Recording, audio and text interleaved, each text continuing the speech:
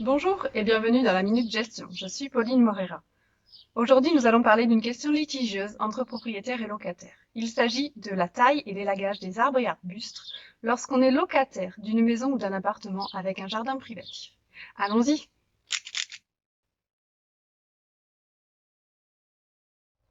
La loi du 6 juillet 89 prévoit que le locataire prenne à sa charge l'entretien courant du logement, les éléments d'équipement mentionnés au bail, les menues réparations et les réparations locatives dépendant du décret du 26 août 87. L'élagage et la taille des arbres et arbustes fait bien partie de cette liste. Le locataire a donc l'obligation d'entretenir à ses frais les arbres et arbustes qu'il a à usage privatif.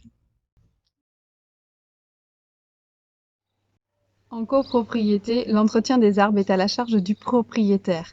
En effet, ces dépenses ne figurent pas dans le décret des charges récupérables. Aussi, lorsqu'il y a des arbres dans les parties communes, ce sont les copropriétaires qui en financent l'élagage. En pratique, les arbres et les arbustes en bordure de propriété doivent être taillés à 2 mètres de hauteur. Ils ne doivent pas dépasser chez votre voisin ni sur la voie publique. Il appartient donc aux locataires de les entretenir régulièrement.